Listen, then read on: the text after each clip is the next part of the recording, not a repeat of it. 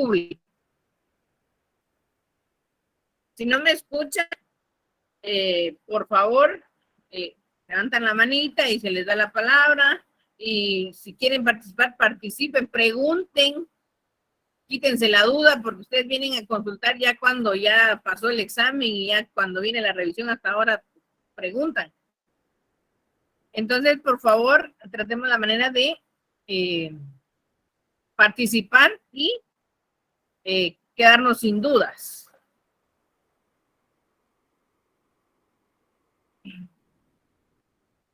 Como les decía, el tema de hoy es el poder público.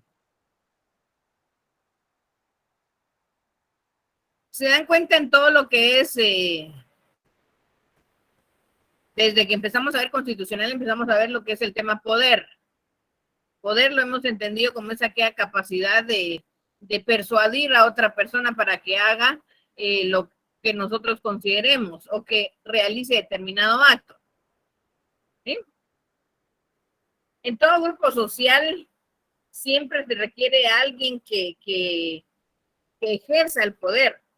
Por ejemplo, en un salón de clases, en una convivencia, en diferentes de tipo religiosos, en la economía, en la cultura, o sea, todo donde hay un grupo de personas, en toda sociedad siempre hay alguien que va a ejercer el poder. ¿Por qué razón? Porque lo que se trata es que a través de esa persona se conviva de una manera más estable, una manera más en paz, tanto de que establecer reglas dentro de una sociedad para que o dentro de determinado grupo para que puedan ser, convivir en paz.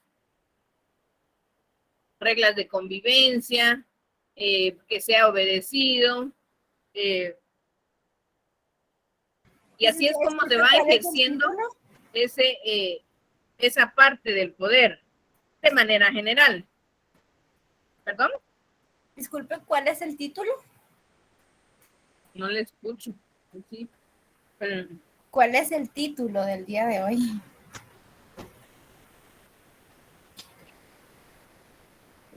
El poder público. Gracias.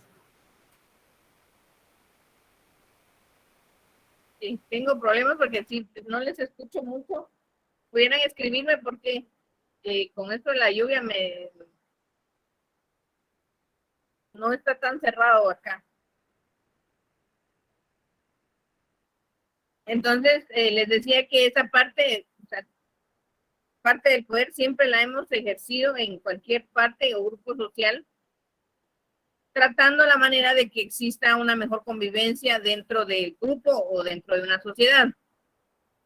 Igualmente sucede con el caso del poder público. Cuando hablamos de poder público, pues estamos hablando que dentro de un estado siempre debe haber una persona o alguien que ejerce el orden y la autoridad para que no se destruya lo que es la convivencia pacífica, para poder actuar con una sociedad capaz de convivir en bien común. ¿Sí? A través de lo que es la división de poderes, pues se logra que ese poder ya no recaiga en una sola persona, sino que se divida en otros poderes, que ya no solo recaen en una sola persona, sino que en otras más, lo que son los poderes, poder legislativo, poder ejecutivo y poder judicial, o lo que les llamamos los poderes constituidos. ¿Sí? Entonces, el poder público, cuando hablamos de poder público, hablamos propiamente de lo que es el Estado mismo. El poder público es en sí aquel conjunto de órganos o instituciones del Estado. ¿Sí? ¿Sí? Y estos van agrupados en 3 diferentes poderes. De una manera así, posteriormente la vamos a definir. Sin embargo, para que tengan la idea de lo que es poder público, son aquellos conjuntos de órganos e instituciones del Estado y que estos se agrupan en tres diferentes poderes, que es el poder legislativo, poder ejecutivo y poder judicial. Eso es el poder público. ¿Sí? O sea, son aquellas instituciones que dentro del Estado van a tratar la manera de imponer reglas, de establecer reglas de convivencia que uno tiene que obedecer para poder lograr el bien común dentro de un Estado, dentro de una sociedad.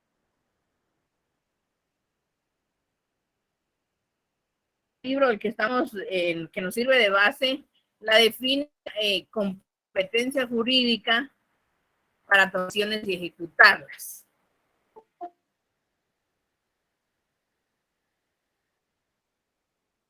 ¿Sí?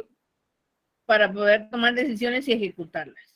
Dice, en sentido material, dicho poder lo ejerce todo el aparato gubernamental por medio de toda clase de organizaciones públicas y se distribuye en tres funciones principales: legislativa, ejecutiva y judicial. ¿Sí? Aquí ya la separación de poderes que habíamos establecido desde un inicio se toma desde otro punto de vista, ya no como separación de poderes, sino que separación de funciones. Por eso dice el autor del libro como la competencia para tomar decisiones y ejecutarlas.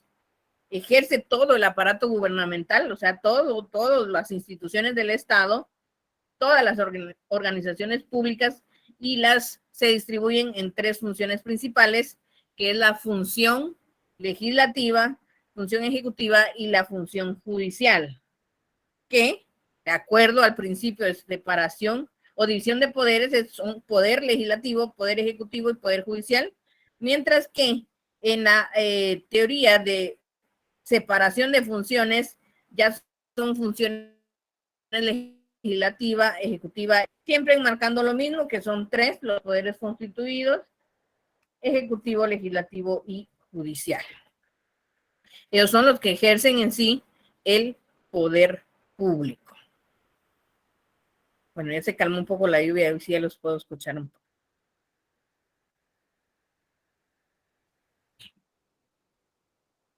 En el artículo 141 de la Constitución Política de la República de Guatemala regula lo que es la soberanía.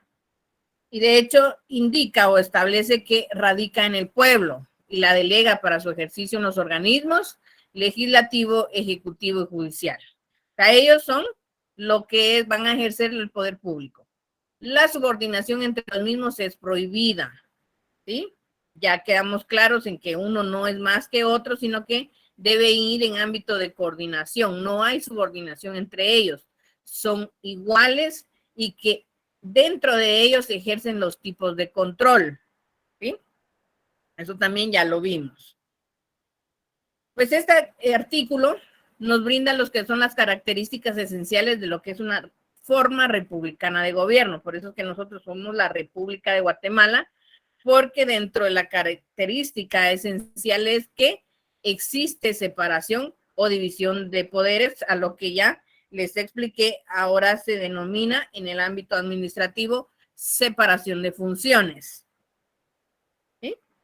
Cada uno se distribuye las funciones. El órgano legislativo pues se encarga de las funciones legislativas, el ejecutivo de la administración del Estado y judicial, que es la administración de la justicia. Cada uno de ellos le corre cantidad de facultades que están establecidas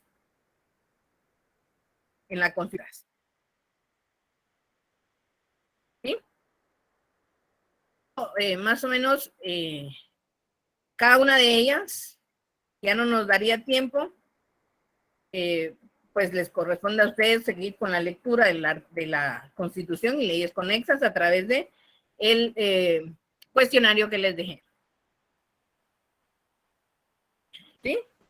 Pero previo a, hay otro tema que también me interesa que ustedes sepan. Ahorita ya sabemos lo que es el poder público. Sabemos que cada una de las funciones, cada uno de los poderes ejercen funciones, tanto poder, la función legislativa, ejecutiva y judicial. Y cada una de ellas,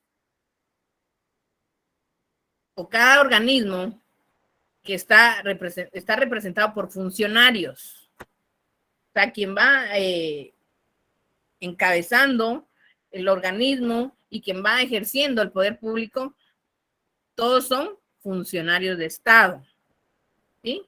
Y todos ellos ejercen una función pública, ¿sí? Quieren, ayúdenme con la lectura del artículo 152 de la Constitución.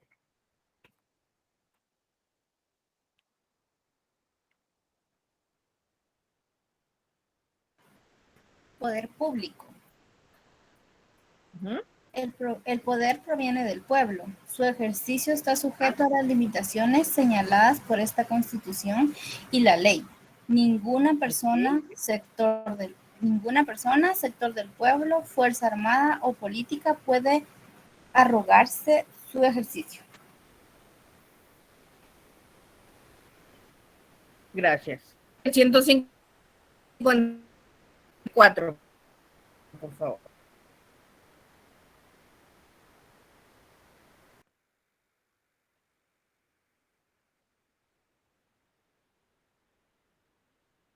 ¿Artículo? ¿Quién me ayuda?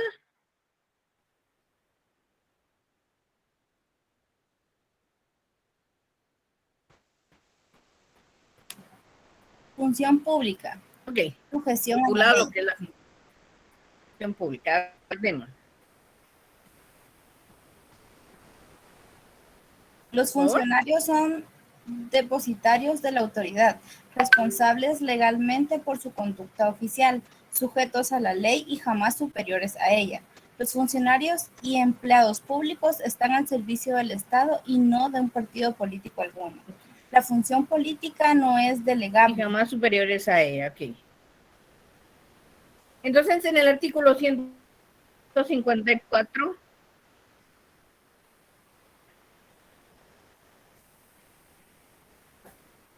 Licenciada, no se le escucha bien.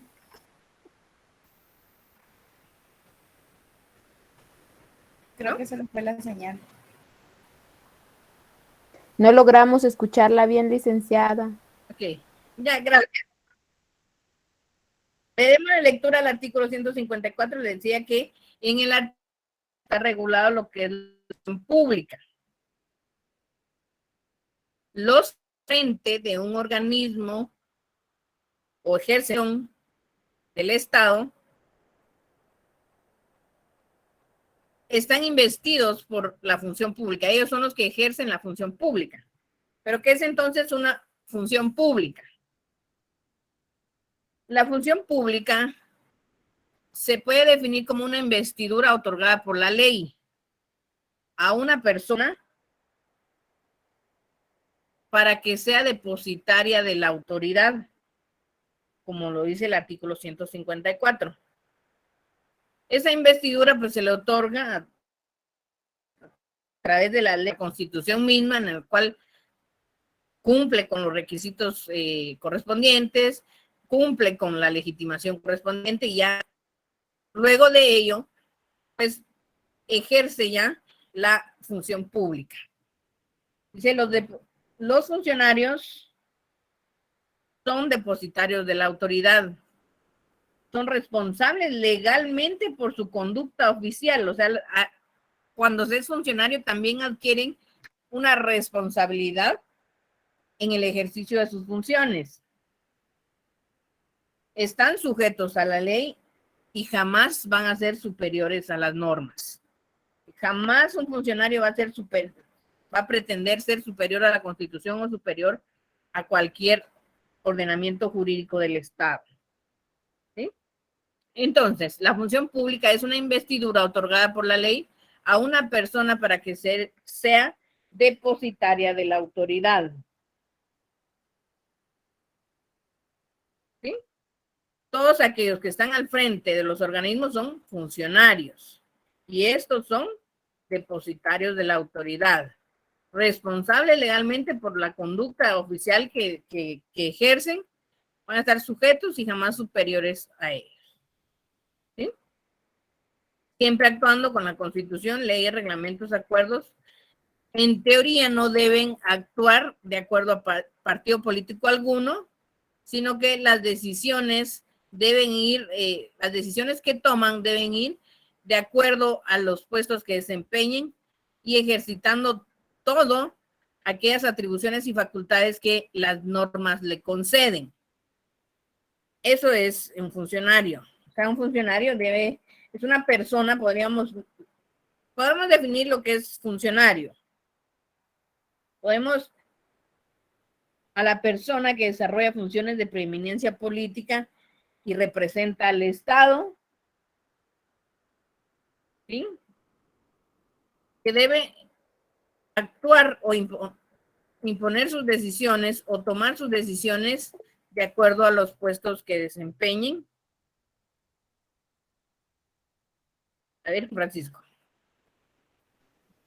Sí, licenciada, tal vez solo sería bueno acotar el hecho de que el funcionario público en el ejercicio de sus funciones o de sus deberes cambia un poquito en cuanto a sus libertades, porque, digamos, el ciudadano común y corriente es libre de hacer todo lo que la ley no le prohíbe. Sin embargo, el funcionario público solo puede hacer lo que le permite la ley. Ok, gracias. Sí, por eso les decía que van a ejercitar durante el periodo que estén dentro del cargo solo las atribuciones y facultades que las normas le conceden.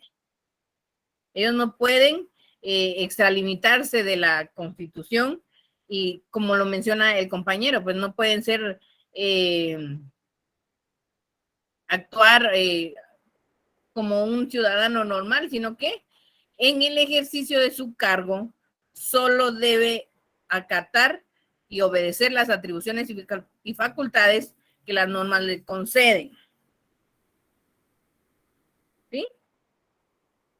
Y ello conlleva que también incurran en responsabilidades a consecuencia de sus actos. ¿Sí?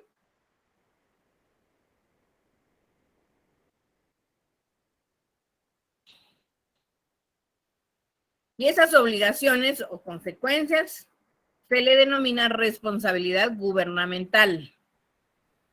O sea, ya sabemos que es un funcionario. Es aquel que desarrolla funciones de preeminencia política, representa al Estado. Ya sabemos que ese funcionario ejerce una función pública, que es la investidura otorgada por la ley a una persona para que sea depositaria de la autoridad. ¿Sí? Ya también sabemos también que es el poder público, que es parte del poder, que ejerce una función, que ellos cumplen nada más las atribuciones que le conceden las leyes, pero que también incurren en responsabilidades si no cumplen con sus atribuciones o facultades, si las cumplen o se extralimitan en su campo de acción. ¿Sí? Pues que suceda de dos formas, que no las cumplan o que se extralimiten en su campo de acción. Y ello, a consecuencia de ello, pues incurre en responsabilidades a consecuencia de la actividad llevada a cabo en el gobierno. Esa responsabilidad se llama responsabilidad gubernamental. ¿Mm? Todos los funcionarios o todos los que ejercen una función pública incurren en responsabilidades, que es lo que le llamamos responsabilidad gubernamental, que pueden clasificarse en dos. Están las responsabilidades políticas y las responsabilidades jurídicas.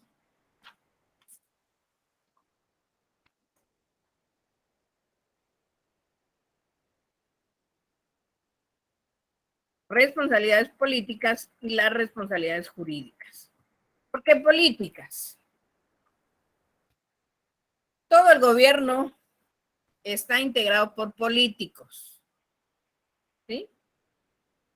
A los que no se le exige una determinada capacidad profesional, sino que únicamente pues van ejerciendo, o en el caso de los diputados, una función de una manera estable, ¿sí?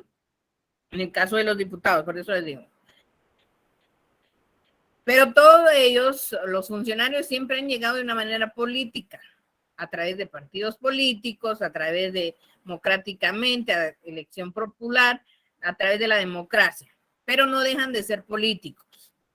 ¿Sí? Incluso la Constitución es política. Entonces, por eso, los funcionarios pueden incurrir en una responsabilidad política, ¿sí? En el cual, pues, como les digo, su actividad es libre y que no tiene límites más que los que le imponen la Constitución y las leyes. ¿Sí? Algunos de ellos están sujetos a la responsabilidad política, como es los diputados, los ministros o algunos otros funcionarios. ¿Pero en qué consiste la responsabilidad política? ¿Sí? La responsabilidad política surge de la toma de decisiones de los funcionarios a la que les es atribuida esta facultad en el ámbito político. ¿Sí? ¿Podría Siempre repetir en el la ámbito frase? político. Ajá. Surge de las decisiones que toman los funcionarios a los que les es atribuida la facultad y que siempre en el ejercicio de su cargo y que sean de índole político. O sea, cuando hablamos de política, ustedes han escuchado mucho las políticas de gobierno, o sea, las decisiones de gobierno que tienen que tomar de una manera trascendental, siempre de acuerdo al cargo que ejercen, las políticas de Estado. Entonces, cuando las decisiones que toman tanto los ministros como algún otro funcionario no acata lo que es la Constitución, pues tienen la obligación de rendir las cuentas respectivas ante un órgano correspondiente. Y en ello, como un ejemplo de esta responsabilidad política, está lo que es el juicio político, o que recibe el nombre de juicio político en la doctrina o control parlamentario también, y que en nuestra Constitución está regulada como interpelación. Ese es un tipo de control, pero que es ejercido de una manera política para establecer las responsabilidades de índole políticas. Ese juicio político o interpelación es uno de los ejemplos claros de las responsabilidades en las que incurre un funcionario público. O sea, tienen la obligación de rendir cuentas a otro órgano. Por ejemplo, en el caso, démosle lectura al artículo 166, que hemos mencionado ya la interpelación, la hemos mencionado como control jurídico, pero ¿qué es en sí entonces la interpelación? La interpelación es denominado también control parlamentario o juicio político. Es en aquel cuestionamiento que el Congreso realiza a ministros de Estado. ¿Sí? Los ministros, el artículo 166 regula, los ministros de Estado tienen la obligación de presentarse al Congreso a fin de contestar las interpelaciones que se le formulen por uno o más diputados. ¿Sí?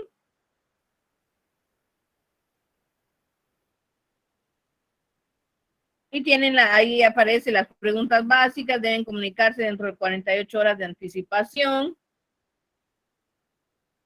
Cualquier diputado, la forma de realizarse, cualquier diputado puede hacer las preguntas adicionales. ¿Sí? Y luego de ello se da lo que es el voto de falta de confianza. Quiere decir, yo no sé si ustedes han visto o han visto las noticias donde han interpelado a determinado ministro. Entonces, la facultad, obviamente son llamados por el ejercicio de su cargo, primero porque son ministros, dos porque no han cumplido a criterio del organismo legislativo, que no ha cumplido con las funciones políticas que le corresponden o se ha extralimitado. Entonces lo llaman al Congreso, lo citan para realizarle la interpelación, que es una serie de preguntas relacionadas a su cargo. ¿Sí? Luego de hacerle las preguntas que realizan, los cuestionamientos, pueden generarse un voto de falta de confianza. ¿Sí? Que quiere decir que 4 diputados no están de acuerdo en el actuar de las funciones de determinado funcionario y realiza el voto o el planteamiento del voto de falta de confianza.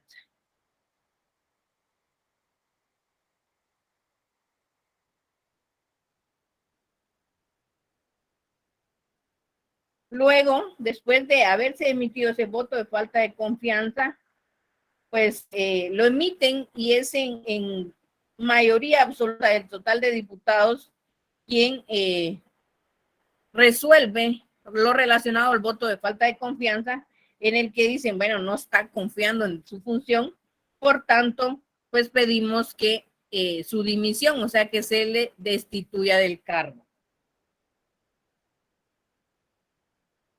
¿Sí?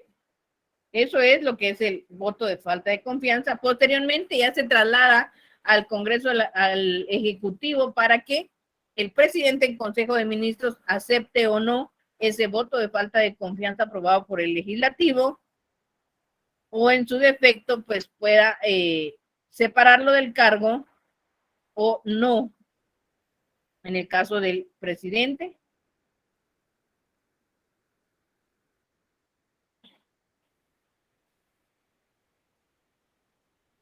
¿Sí?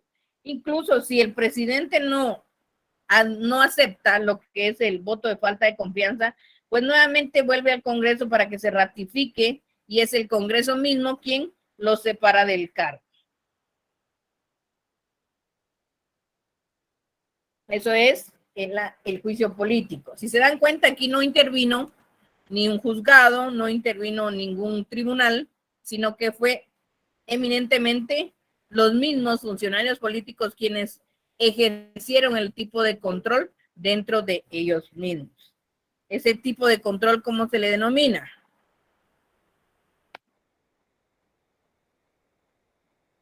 Sonia. Licenciada, yo le iba a preguntar, cuando va al presidente decía, después si el presidente no aceptaba, regresaba al Congreso, pero de ahí ya no escuché bien. Se regresa al Congreso al para que se ratifique. Y entonces ya no es el Ejecutivo quien lo separa del cargo, sino que es el Congreso mismo quien lo separa del cargo. Y aquí se dan este tipo de controles que les decía qué tipo de control regula y era parte del examen, si era un control interorgánico o un control intraorgánico. Este tipo de control es un tipo de control interorgánico, porque se da de legislativo a ejecutivo y después otra vez al ejecutivo y después luego al legislativo. Ese es un tipo de control entre órganos, que ahora se le denomina un juicio político o un control parlamentario. ¿Sí? Esta es la responsabilidad política. Ahora, cuando nos referimos a las responsabilidades jurídicas, estas se dan cuando los funcionarios infringen ya las normas legales o dejan de cumplirlas. ¿Sí? No, aquí ya nos vamos al incumplimiento de normas que les faculta la Constitución. O dejan de, por ejemplo, en el caso que establece, tiene como función resolver las peticiones de índole administrativo, pero deja de hacerlo. Entonces ya incurre en una responsabilidad ya no política, sino que de una manera jurídica. Aquí ya infringe normas legales. Dentro de las responsabilidades jurídicas se subdividen en tres. Está la responsabilidad de tipo administrativa,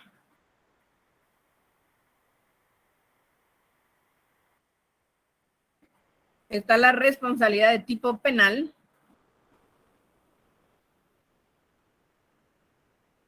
y la responsabilidad de tipo civil. Civil, penal y administrativo. Administrativo, civil o penal. ¿Sí? Estas son jurídicas. Licenciada, disculpe, ¿cuál es responsabilidad primero? La primera que mencionamos fue la política. O sea, se divide entre, la responsabilidad gubernamental, se subdivide en políticas y jurídicas. Las políticas es las que mencionamos, un ejemplo que fue la interpelación o el control político o el juicio político.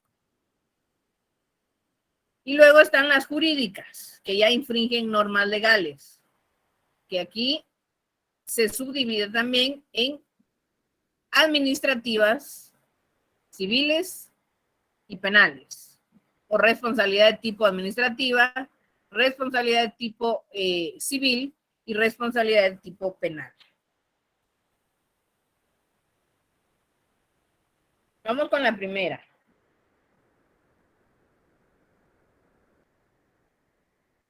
La responsabilidad administrativa o tipo administrativo.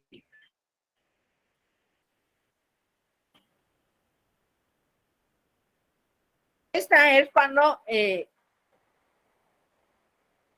se dictan resoluciones dentro de la administración pública, o son aquellos que se le conocen como actos administrativos. ¿Sí? En este tipo de responsabilidad les corresponde a los particulares ser efecto de este tipo de responsabilidades al funcionario. O en derecho administrativo se le llaman a los administrados. O sea, como nosotros, parte de una sociedad, por ejemplo, queremos que un gobernador nos ponga alumbrado público dentro de una cuadra o un poste. Entonces, acá esta es de administración pública. Presentamos nuestra solicitud como cuadra, presentamos nuestro derecho de petición, solicitamos el alumbrado público. El funcionario tiene la obligación de darle respuesta a esa solicitud dentro del término establecido en la ley, y que si al no dar respuesta, ellos ya van incurriendo en responsabilidad administrativa. Entonces, ¿a quién le toca deducir a esa responsabilidad? Pues a nosotros como ciudadanos, a nosotros como particulares, en el sentido de que no le dio respuesta a nuestra solicitud que presentamos en tiempo, que presentamos al funcionario. Es como se van deduciendo las responsabilidades administrativas. ¿Sí? El poder de exigir le corresponde a los particulares, a la administración, ¿sí? Establece que ese funcionario cumpla con las normas legales establecidas. Y se origina prácticamente a través de la competencia administrativa. O sea, me refiero a que si él es el que se encarga del alumbrado público, o es el alcalde, o a quién debemos dirigir nuestra petición para que nos ponga alumbrado en nuestra cuadra. ¿Sí?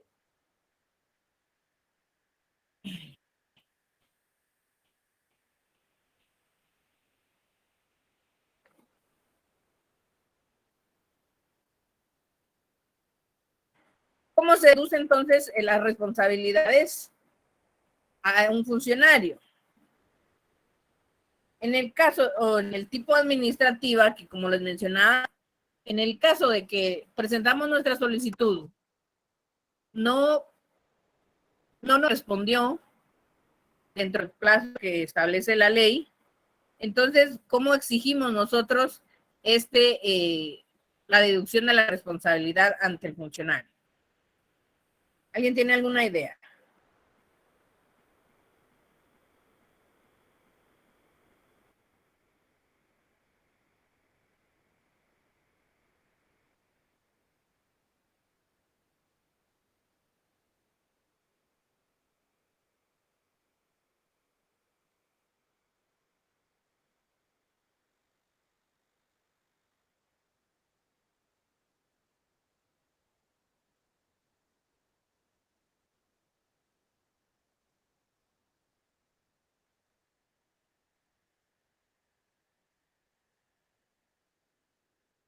No se escucha.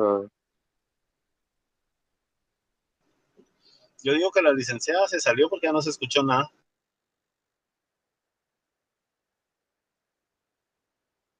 Creo que me dejaron hablando sola. No, No, licenciada, licenciada. es que ya se acabó el periodo. Ya volvió a incrementar la lluvia, ya no se escucha. Yo estaba tan amena dando las clases, pero vi que nadie me escuchaba ni me... Creo que no se me saca de la red esto, pero voy a ver. Esas son señales, licenciada. Señales de que debemos continuar hasta las 10 de la noche. Ya vio cómo se pone difícil, licenciada. Que nos dé libre para empezar a hacer el cuestionario.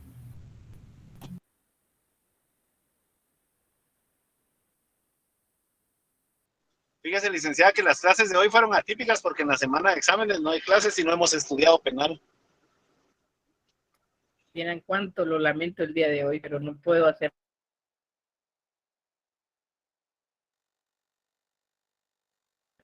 Bueno, esperemos que ahora sí funcione. ¿Hasta dónde me escucharon? ¿El ejemplo del alumbrado? No se escucha, licenciada. No, ahorita sí ya tengo red, le cambié a otra red. Se escucha entrecortado.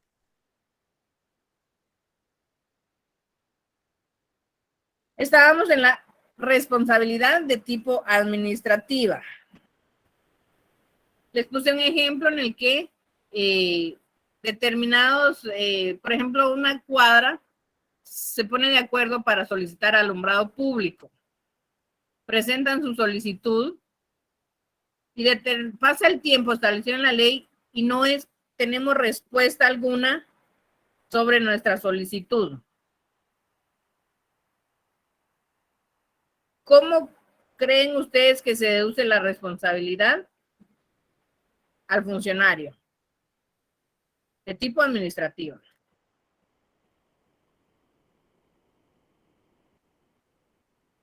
A ver, Juan Francisco.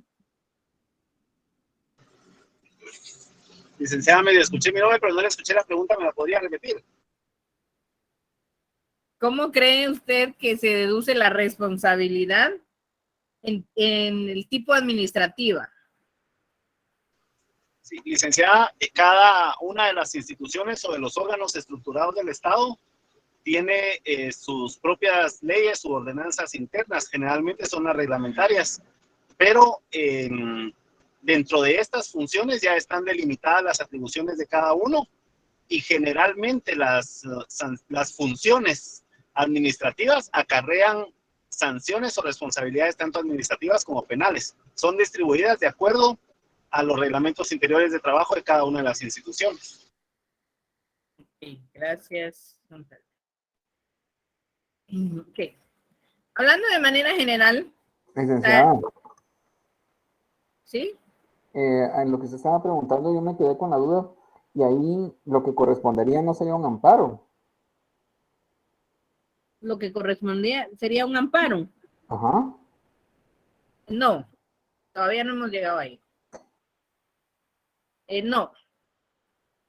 Cuando presentamos una solicitud y no nos respondieron, pues la forma de deducir la responsabilidad de ese funcionario que no nos respondió es a través de los recursos establecidos en la ley. Como bien lo dijo el compañero, cada norma establece una serie de recursos. Entonces vamos a deducirle al funcionario la responsabilidad administrativa a través de la interposición de medios de defensa legal, que son los recursos administrativos.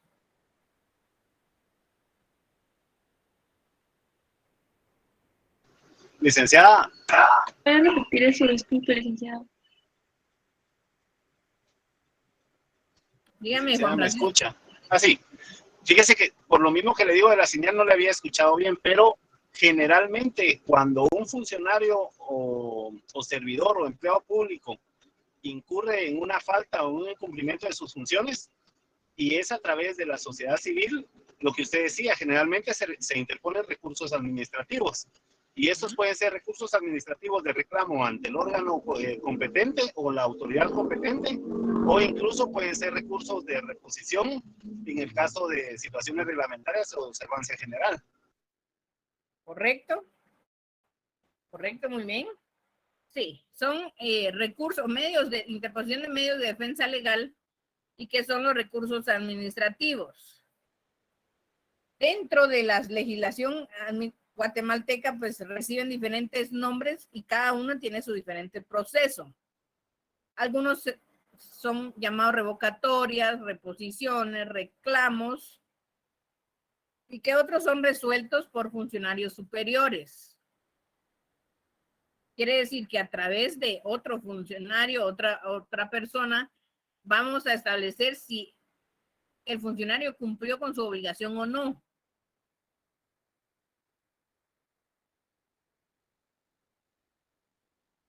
¿Sí?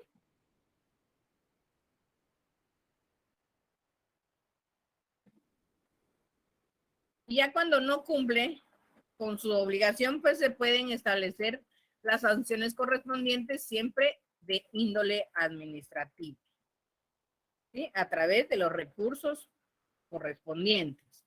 Puede ser revocatoria, reposición, reclamos, que va a conocer un funcionario, ya sea los mismos o un funcionario de mayor jerarquía o alguien que tenga subordinación dentro de ese, para que pueda controlar si cumple con o no con sus obligaciones.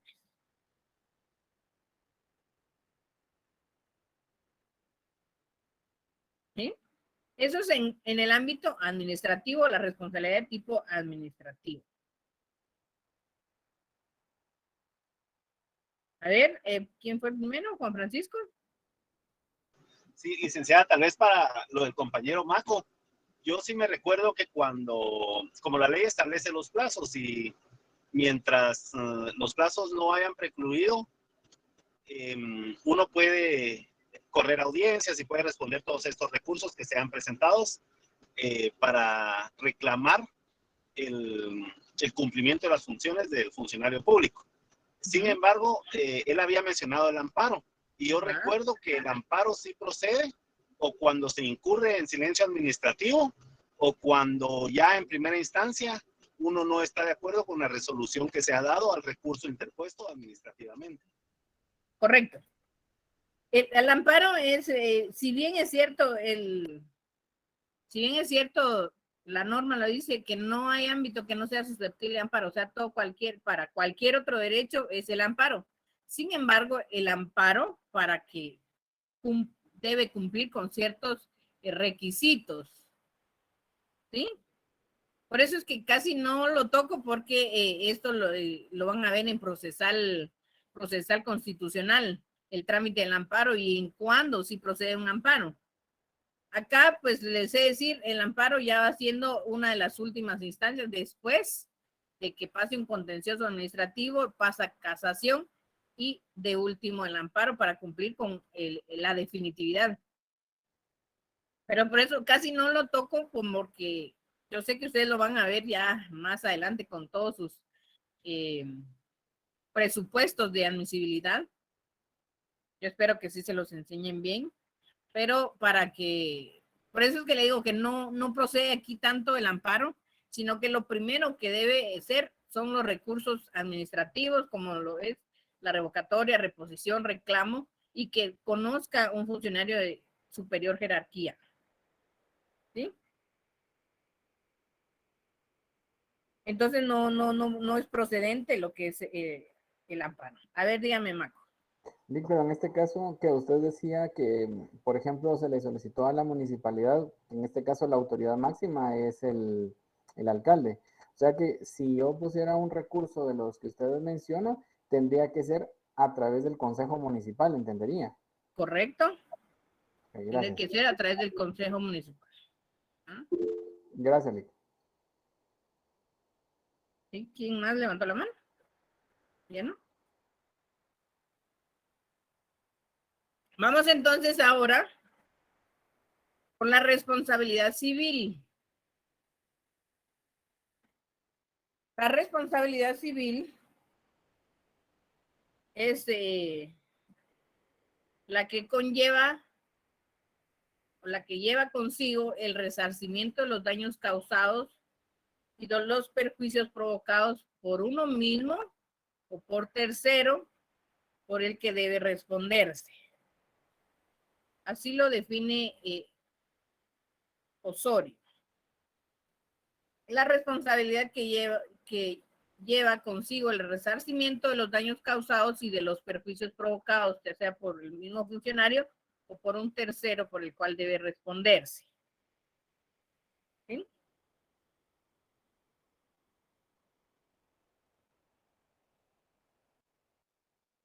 Démosle lectura al artículo 155 constitucional, por favor.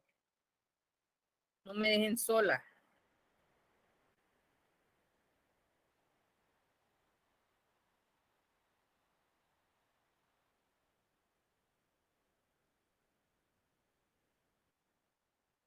¿Me escuchan? ¿Se lo leo, licenciada? Por favor, gracias, Lilian. Pensé que ya me habían dejado. El 155, ¿verdad? Sí. Responsabilidad por infracción a la ley. Cuando un dignatario, funcionario o trabajador del Estado en el ejercicio de su cargo infrinja la ley en perjuicio de particulares, el Estado o la institución estatal a quien sirva será solidariamente responsable por los daños y perjuicios que se causaren. La responsabilidad civil de los funcionarios y empleados públicos podrá deducirse mientras no se hubiere consumado la prescripción, cuyo término será de 20 años. La responsabilidad criminal se extingue en este caso por el transcurso del doble del tiempo señalado por la ley para la prescripción de la pena. Ni los guatemaltecos ni los extranjeros podrán reclamar al Estado indemnización por daños y perjuicios causados por movimientos armados o disturbios civiles. Gracias. Aquí ya vimos las dos. Está la criminal y la civil. Está regulada en el artículo 155. La responsabilidad civil es la que lleva resarcimiento de daños, tanto los perjuicios que se han causado. Dice el artículo que no se hubiera, podrá deducirse mientras no se hubiera consumado la prescripción, cuyo término será de 20 años. Quiere decir que un funcionario público, por el hecho de que deje de ejercer su función, ya se exime de toda responsabilidad. Eso no sucede para un funcionario. El funcionario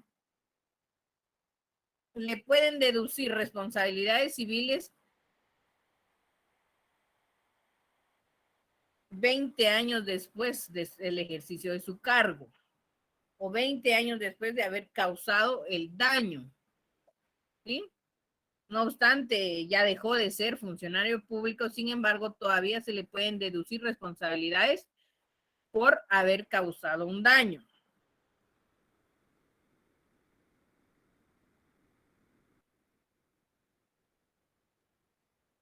¿Sí? O sea, puede ejercer, aún habiendo cesado sus funciones, aún se le pueden deducir la responsabilidad.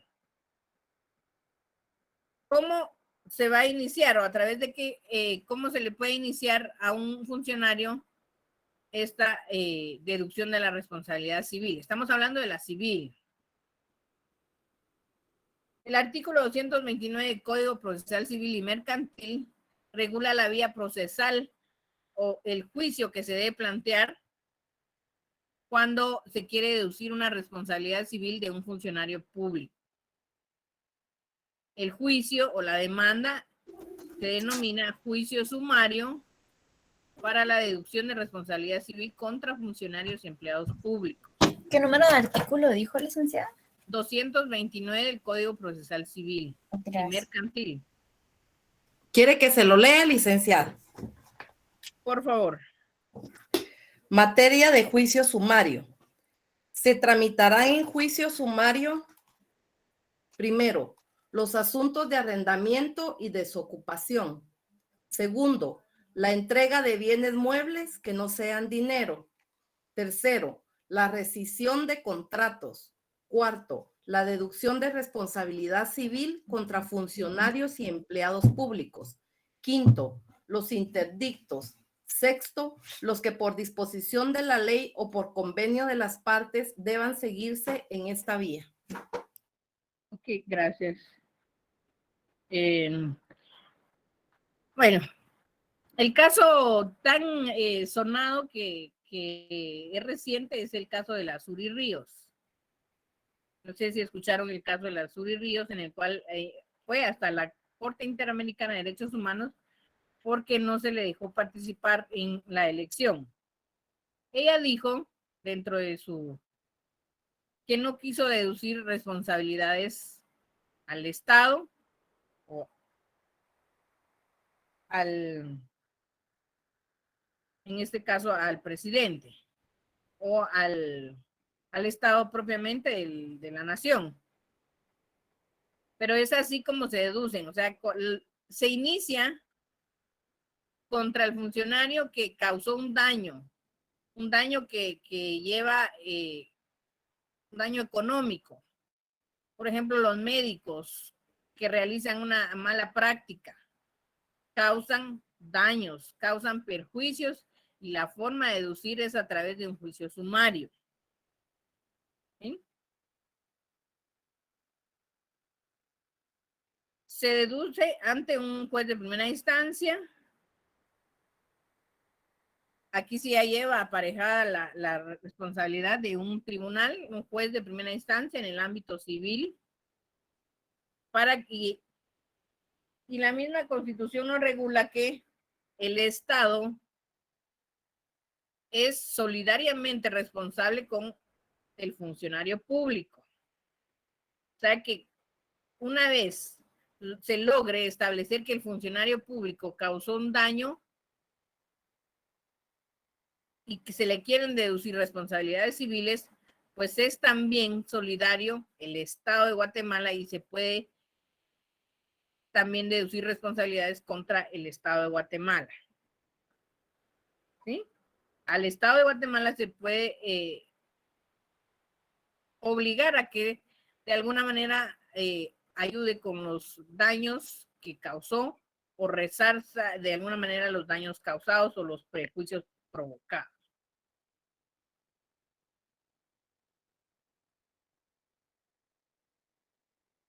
A ver, Juan Francisco. Licenciada, perdone, ¿y usted a qué le atribuiría el que Suri Ríos no haya querido deducir responsabilidades? ¿A qué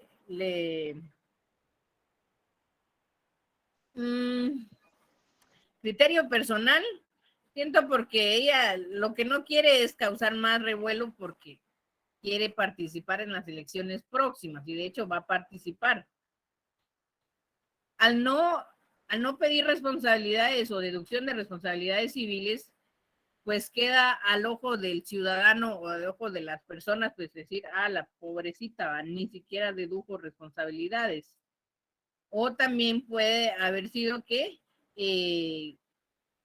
de alguna manera se crea ya ganadora de las elecciones y decir, van a deducir contra mí misma, contra yo el Estado. ¿va? Pero por eso le digo, es criterio personal y puede ser cualquiera de ellas o ninguna de ellas. Ok, gracias, licenciada.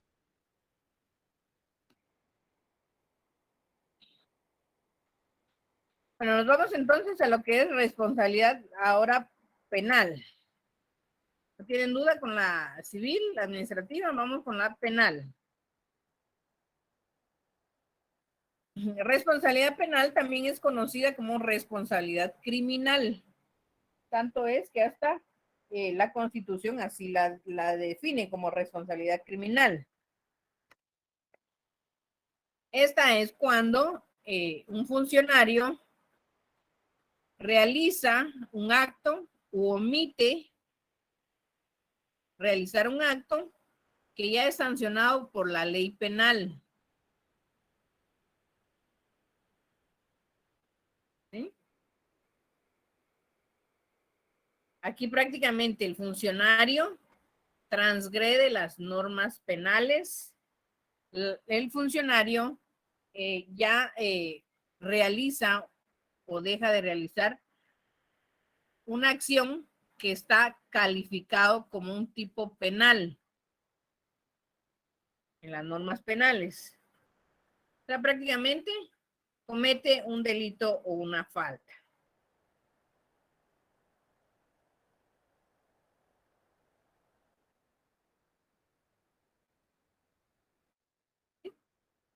Dentro del Código Penal existe una serie de delitos y faltas en las que los funcionarios pueden incurrir en el ejercicio de su cargo. Sin embargo, no quiere decir que solo esos delitos puede cometer. Puede incurrir en cualquier otro tipo de delito y que esté tipificado en las normas legales. ¿Sí? Eso no quiere decir que no sea una responsabilidad penal. Siempre que sea un funcionario y que transgreda las normas penales, ya incurre en responsabilidad penal. Algunos funcionarios tienen una preeminencia o tienen una, no es preeminencia, tienen una prerrogativa. Están investidos de prerrogativas también, que antes de ser sometidos a la investigación, a un proceso, pues gozan de lo que es el derecho de antejuicio. ¿Sí? Gozan del derecho de antejuicio. ¿Qué quiere decir el antejuicio? Pues ya lo mencionamos, que es un derecho del cual gozan determinados funcionarios por el ejercicio de su cargo, de que no pueda ser investigados si no hay y que no pueda ser declarado formación de causa, ¿sí? Por otra funcionario. O sea, ese tipo también es tipo de control que se llevan entre órganos. Algunos entre órganos, otros intraórganos.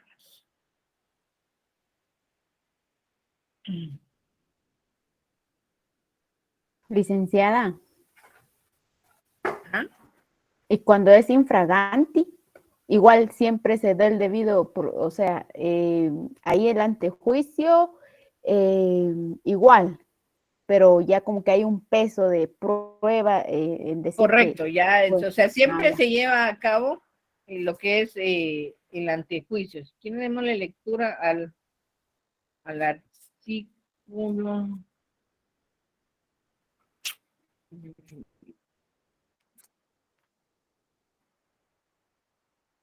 Sí.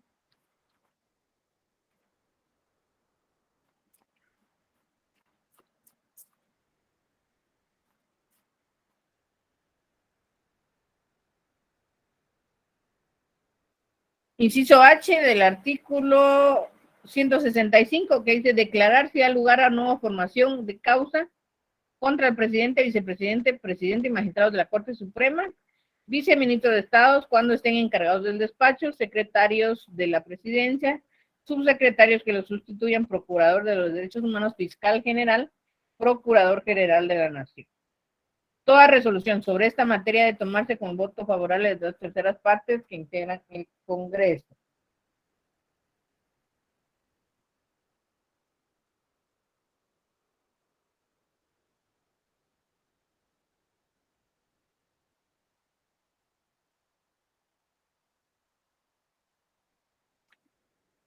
¿Sí? Entonces, del antejuicio, sí, igual, en delito flagrante siempre se tiene que declarar la formación de causa, o sea, sí, aunque ya existió el delito flagrante, pues eso, la invocación a formación debe existir, o la declaración de formación de causa debe existir por la autoridad competente. ¿Sí?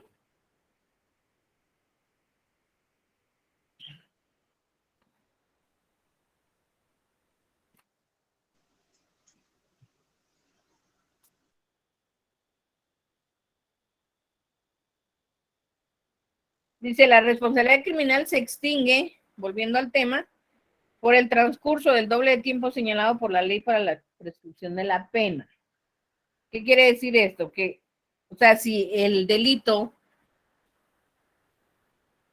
establece que prescribe en 10 años, en el caso de un funcionario público va a transcribir el doble del tiempo.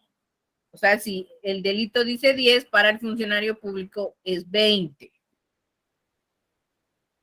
Si en el caso dice, prescribe el delito, la deducción en 5 años, pero por tratarse de un funcionario público, este es el doble del tiempo, sería 10 años.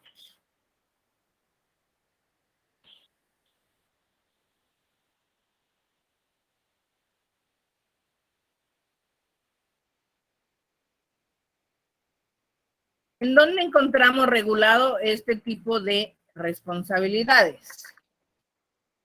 Esta es una de las preguntas que les hice en el cuestionario. El fundamento,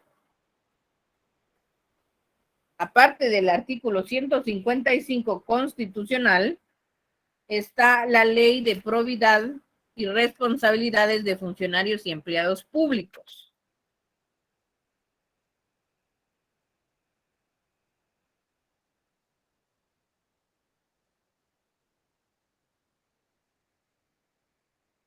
Puede repetir, licenciada, disculpe.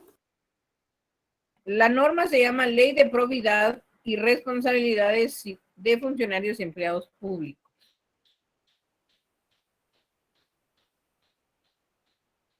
En el artículo 7, 8, 9, 10.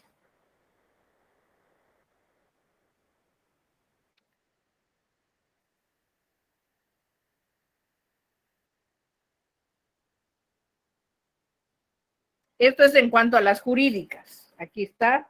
El artículo 8 regula la responsabilidad administrativa. El artículo 9 la responsabilidad civil. El artículo 10 la responsabilidad penal. En cuanto al juicio político,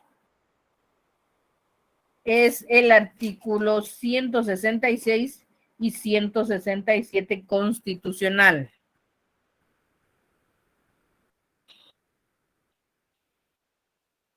Ahí van marcando sus leyes, leyes conexas, porque para el examen todo es con fundamento legal.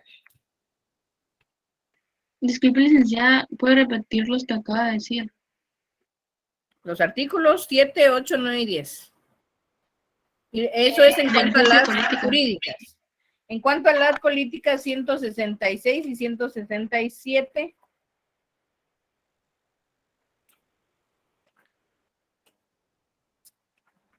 ...168... constitucional. Licenciada, ¿dijo 166 o 76? 166. Gracias. 167 y 168. Licenciada, buenas noches, disculpe. Buenas noches, Mayra. 8, 9 y 10 del Constitucional, ¿verdad? No, También. Ley de probidad y responsabilidades de funcionarios y empleados públicos. Gracias. ¿Mm?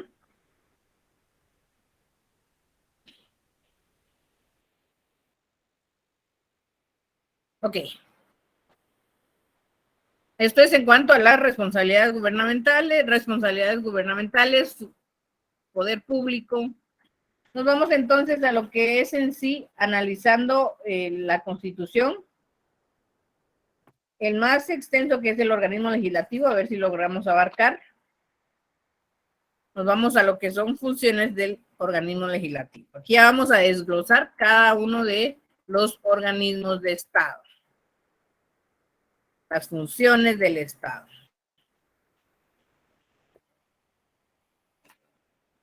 El organismo legislativo lo podemos definir, como ya lo hemos definido en otras oportunidades, órgano colegiado de tipo ordinario y permanente, de carácter representativo, cuya legitimidad deviene de la voluntad popular, enunciada por medio del voto en sufragio universal. Eso ya lo hemos definido, entonces ya no es un recordatorio nada más. ¿Cómo está integrado el organismo legislativo? Vamos con la Constitución a la mano.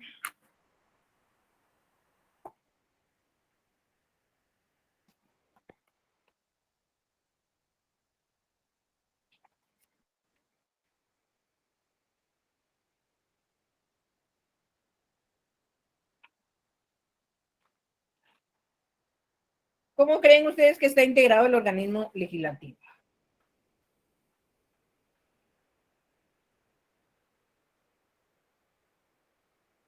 Nos vamos al artículo 2. Una junta directiva.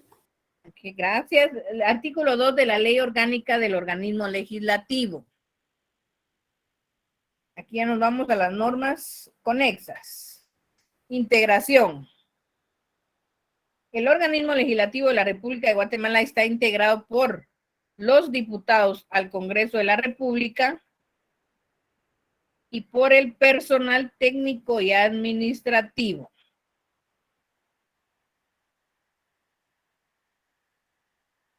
Ejerce las atribuciones que señala la Constitución Política y demás leyes. Actuará con absoluta independencia de otros organismos con los cuales habrá coordinación.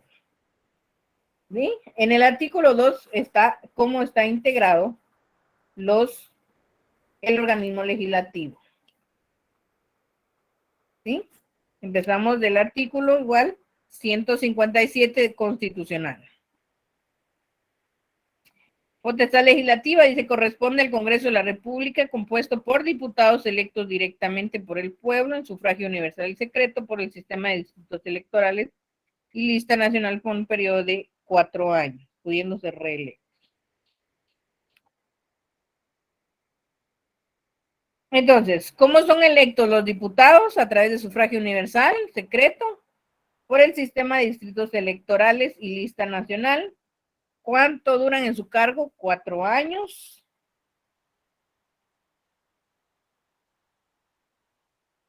¿Quién constituye el distrito electoral?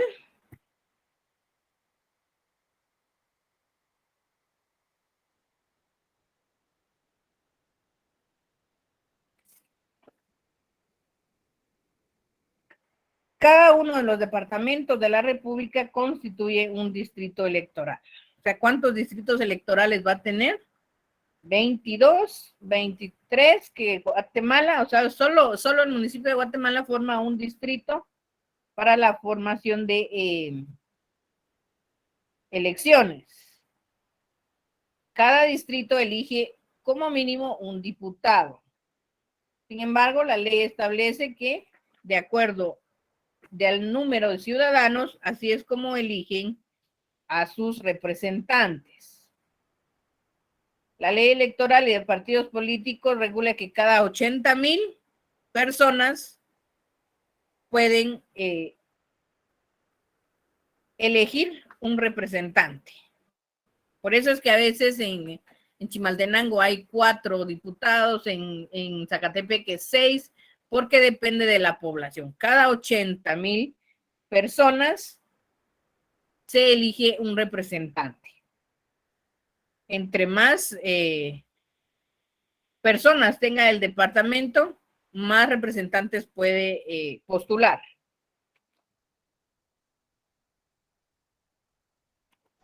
Licenciada, ¿este número de personas tendrían que ser empadronadas o es población en general? Es población en general. Gracias, licenciada. ¿Sí? Bueno. Algo más que es importante saber del Congreso de la República es cómo llevan a cabo sus sesiones.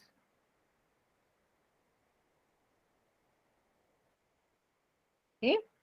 O cuáles son las clases de sesiones. En el artículo 158 constitucional regula que hay sesiones de tipo ordinaria y sesiones extraordinarias. Sin embargo, no solo esas le corresponden al Estado. Ellos son tan ocupados que tienen diferentes tipos de sesiones. Hay diferentes sesiones que son las permanentes, públicas, solemnes y secretas. Hay de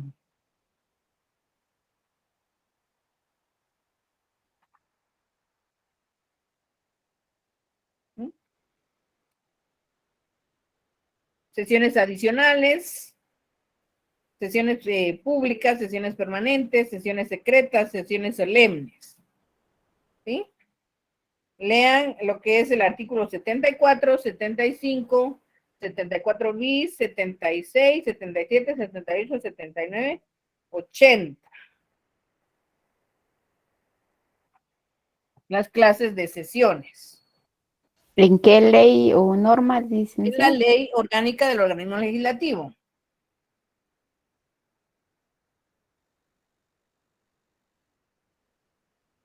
Sería del 74 al 80. ¿Correcto? Del 74 al 80. Esas son las clases de sesiones. O sea, cuando se le preguntan en el examen cuáles son las clases de sesiones que lleva a cabo el Congreso, pues ustedes mencionan todas. Ordinaria, extraordinaria, permanente, solemnes, secretas, adicionales, ¿sí? A menos que la pregunta sea específica, que sea, mencione las sesiones reguladas en la Constitución Política de la República de Guatemala, que aquí solo están reguladas las ordinarias y las extraordinarias. ¿Cuándo es una sesión ordinaria? Cuando ha sido programada desde la primera sesión del año del Congreso en cuanto al lugar y hora de las que se tienen que llevar durante el ejercicio. El Congreso, sí, regula que el Congreso inicia desde el 14 de enero al 15 de mayo. Dentro de ese periodo, todas son sesiones ordinarias, a menos que alguna sea como, por ejemplo, solemne, que se refiere a darle condecoración a algún determinado funcionario, o toma de posesión de algún funcionario, ella se denomina que es solemne. Pero si está dentro del periodo de sesiones normales del 14 de enero al 15 de mayo y del 1 de agosto al 30 de noviembre, esas todas son sesiones ordinarias. 14 de enero al 15 de mayo y del 1 de agosto al 30 de noviembre. Las que se llevan dentro de ese periodo que no está contemplado, o sea, del 16 de mayo al 30 de julio, esas son extraordinarias. O sea, se reúnen cuando no deberían. Son tan trabajadores, pues también dan horas extras. Extraordinarias.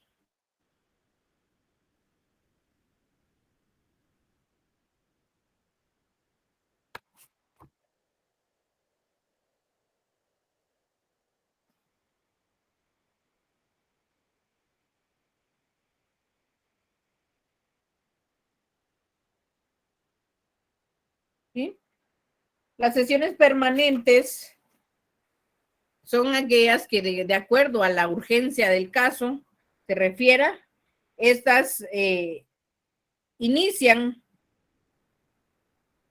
para conocer de determinado negocio o asunto y permanece hasta que concluya. Por eso es que es una sesión permanente. O sea, por ejemplo, si el asunto es bastante dificultoso y bastante urgente, pueden que empiecen a sesionar a las 8 de la mañana del día viernes y terminen el día lunes a las 3 de la tarde. Puede durar horas, días necesarios, siempre cuando se lleve a cabo el asunto. Y, o sea, ellos entran en sesión permanente para conocer de un tratamiento urgente o de un asunto de urgencia nacional. Licenciada, disculpe, ¿podría volver a repetir la sesión extraordinaria? La extraordinaria. Sí, por favor. Las sesiones extraordinarias son aquellas que se llevan a cabo, o sea, fuera del periodo ordinario. Lo primero que tenemos que aprendernos es el periodo ordinario. Si ya no sabemos que el periodo ordinario es del 14 de enero al 15 de mayo y del 1 de agosto al 30 de noviembre, las que se lleven a cabo fuera de ese periodo son extraordinarias. Gracias. ¿Sí? Y la forma de presidirlas es totalmente distinta también.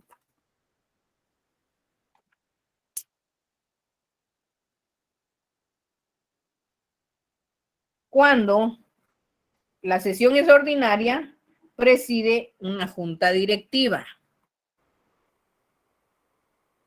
Pero cuando es extraordinaria,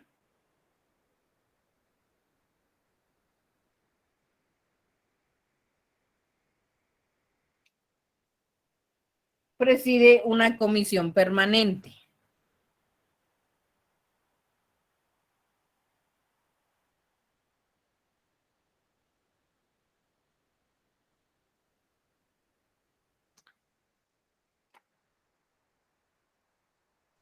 ¿Puedes repetir lo último, licenciada, por favor?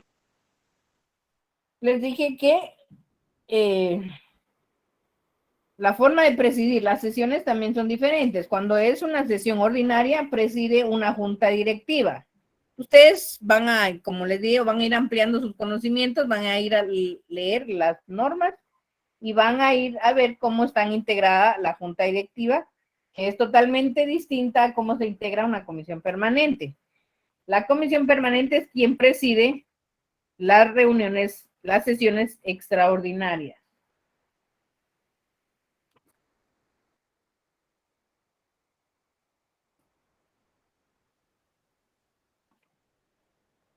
¿Ya? También la forma en que toman sus decisiones es distinta. O sea, cuando hay decisiones que únicamente la pueden tomar con la mayoría absoluta y hay otras que ameritan el voto, la mayoría calificada. Forma de llevar a cabo sus resoluciones del Congreso. Se llevan a cabo a través de dos formas. A través de mayoría absoluta de los miembros que la integran. Y la otra es a través de mayoría calificada.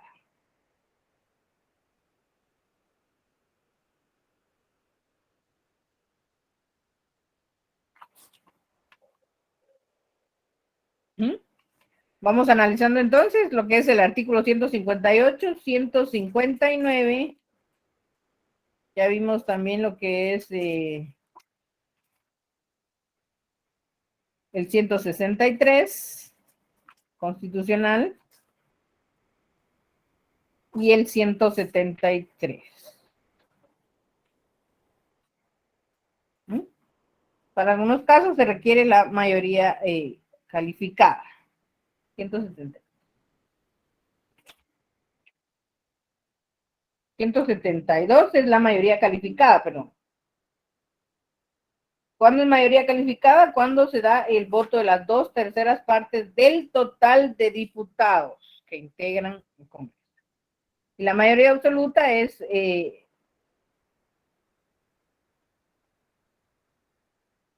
la mitad más uno de los que la integran, no de los que están presentes, sino que tiene que ser de los que integran. ¿Sí?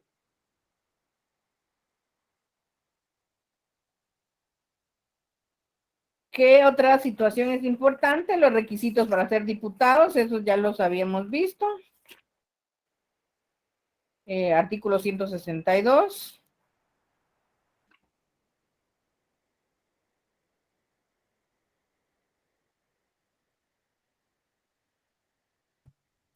Acá está en las prerrogativas de los diputados, aquí es donde podemos resolver la duda de la compañera donde decía que si es flagrante delito. Dice, los diputados son representantes del pueblo y dignatarios de la nación. Como garantía para el ejercicio de sus funciones gozarán desde el día que se les declare electos las siguientes prerrogativas. Inmunidad personal para no ser detenidos ni juzgados si la Corte Suprema no declara previamente que da lugar a formación de causa. Después de conocer el informe, y aquí te buscan el juez pesquisidor.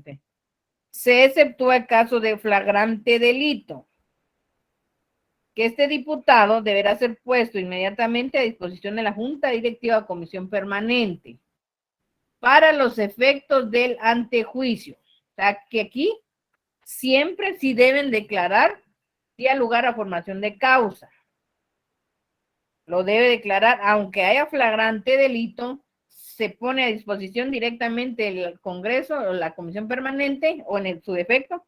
Ya sabemos la diferencia entre Junta Directiva o Comisión Permanente, para que declaren a formación de causa o los efectos del antejuicio. O sea, aquí no es que porque haya flagrante delito no se lleva a cabo el derecho de antejuicio, sino que sí se lleva a cabo, solo que obviamente ya va la comisión debe declararla con lugar. Ya no hay pesquisidora que hace una investigación, sino que declara los efectos del antejuicio.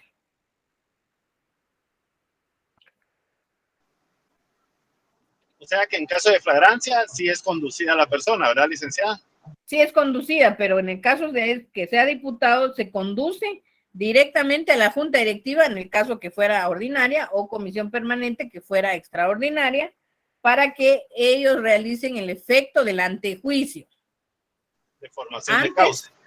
Ajá, antes de la formación de causa. ¿Sí?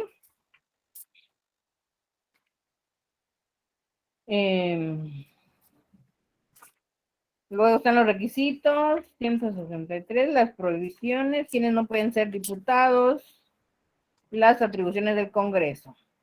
En el cuestionario les anoté que les pedí que anoten 10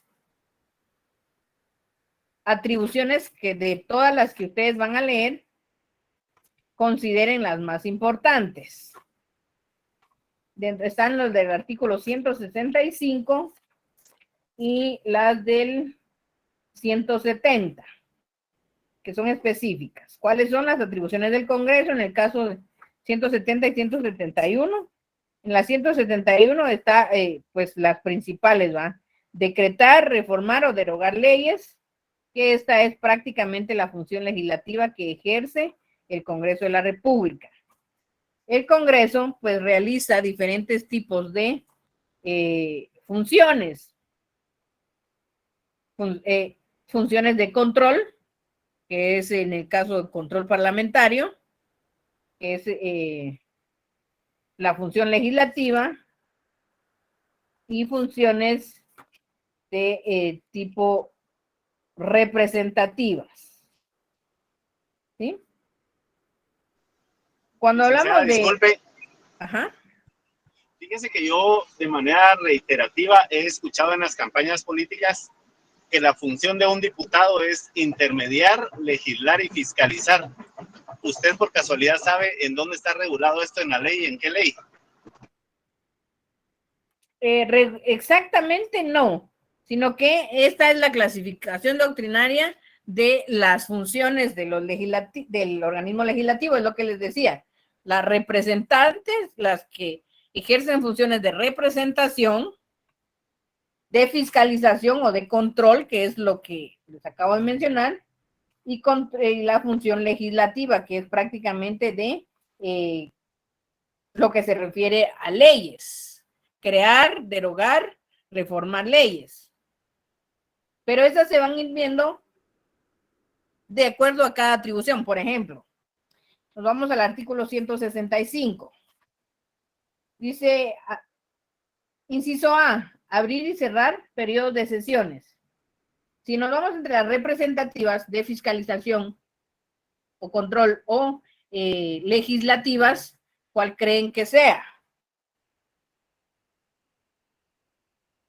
Representativas. Como el 171 más o menos. No. Digo la clasificación, por ejemplo. Ya les di la clasificación de las atribuciones del Congreso. El Congreso puede realizar funciones de tipo representativas, de tipo fiscalizadoras y de tipo legislativas. ¿Mm? Cuando hablamos de recibir el juramento de ley al presidente y vicepresidente de la República como atribución del Congreso, el Congreso debe recibir el juramento del presidente, tanto del presidente del organismo judicial, y darles posesión de su cargo. ¿Ustedes creen que esa sea una función fiscalizadora? No. No. Es representativa. Es representativa. Porque aquí está actuando en calidad de dándoles condecoraciones, dándoles cuestiones solemnes. En el caso de abrir y cerrar sus periodos de sesiones, es igual representativa. ¿Qué artículo dijo? Disculpe. Estamos leyendo el 165. Aceptar o no la renuncia del presidente o vicepresidente también es representativa. H. No, vamos con el G. Desconocer al presidente de la República si, habiendo vencido su periodo constitucional, continúa en el ejercicio del cargo. ¿Qué creen que sea esa función?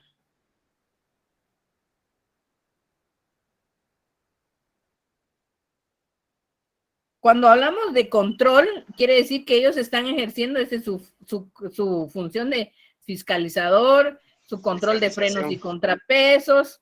Entonces, en el caso de inciso G, podríamos establecerla como una función fiscalizadora. En el H, declarar sí al lugar o no a formación de causa contra el presidente y todo sucesivamente, ¿qué tipo de función sería?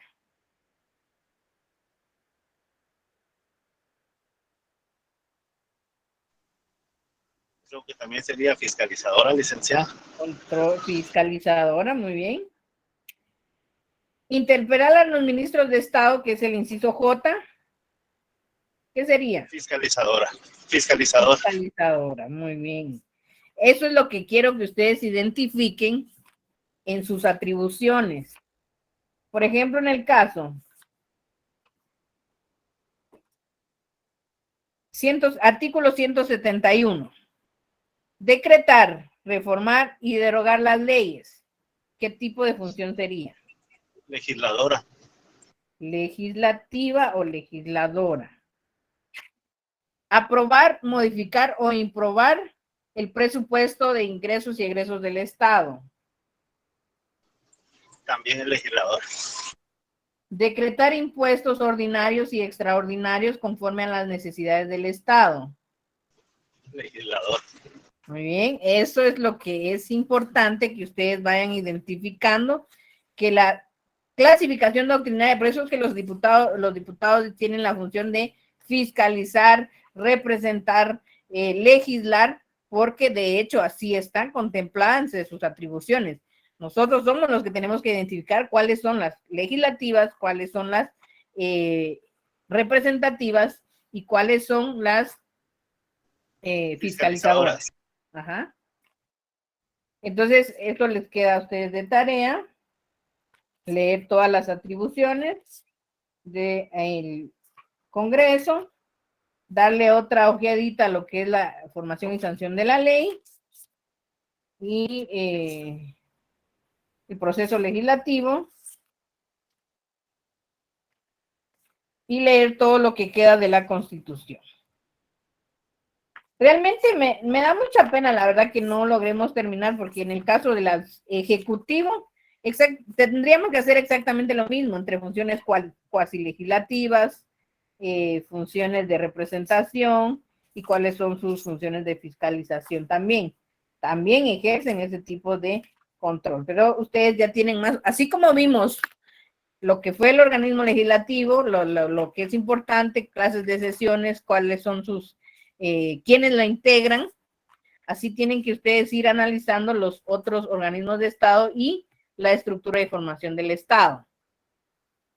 Les dejé preguntas básicas, fueron 60 básicas que vienen de la Constitución, ustedes amplíen también con las leyes conexas, se las voy a publicar dentro de un rato, para que puedan resolver su cuestionario. Realmente es ir leyendo e interpretando la Constitución desde el artículo que dejamos de ver, leímos lo que es bueno, hoy vimos desde el 152 y ustedes finalicen la lectura hasta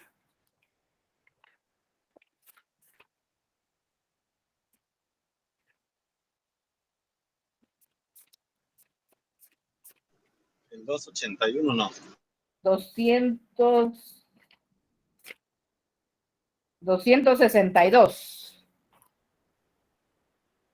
Los otros ya los hemos visto, lo que son las reformas, entonces ya no más. Licenciada, perdone. Ajá. Fíjese que con toda la pena del mundo es que y hubo un lapsus ahí en donde perdí la señal, que fue cuando usted explicó la estructura del organismo legislativo y habló del artículo 2, si no me equivoco, de la ley del organismo legislativo. ¿Usted sería tan amable solo de repetirme la parte de la estructura del organismo la integración legislativo? La pregunta, tan amable. Ajá, la pregunta realmente fue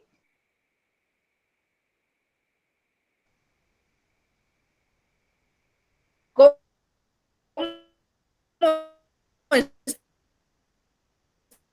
está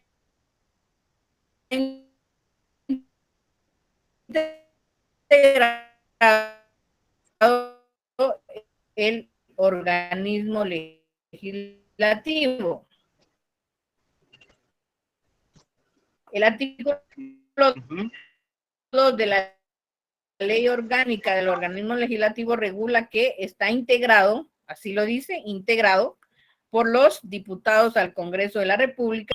Igualmente vienen las preguntas como ¿quién integra el organismo ejecutivo? Integra el organismo judicial. Dice, ustedes buscan cómo está integrado en las leyes constitucionales. Los órganos que disponen de la Constitución, que son los ministerios, secretarías, dependencias, gobernaciones y órganos de índole administrativa, que dependen siempre de la Presidencia de la República. Entonces, así van a ir buscando ustedes el fundamento. Todas las preguntas deben llevar fundamento. Por favor, que no se les olvide en el trabajo. Igualmente, en el examen, todas viene con fundamento. Licenciada, Disculpe, ¿hasta qué tema nos va a evaluar? ¿Solo los que vimos después del segundo parcial o todo? Sí, solo los que estamos viendo el segundo parcial. Ah, ok. Y los del trabajo, la lectura que les queda. Muy bien, eso usted lo va a subir a clase en el día de hoy. El trabajo sí. Gracias. Les voy a dejar también un listado de artículos, que es los artículos más básicos de las leyes conexas. Si no es hoy, tal vez mañana. Los artículos básicos que tienen que leer para que no lean todo y pues donde pueden establecer sus preguntas, sus respuestas, perdón. Entonces les voy a dejar un listado de las leyes, los artículos más importantes para que ustedes los vayan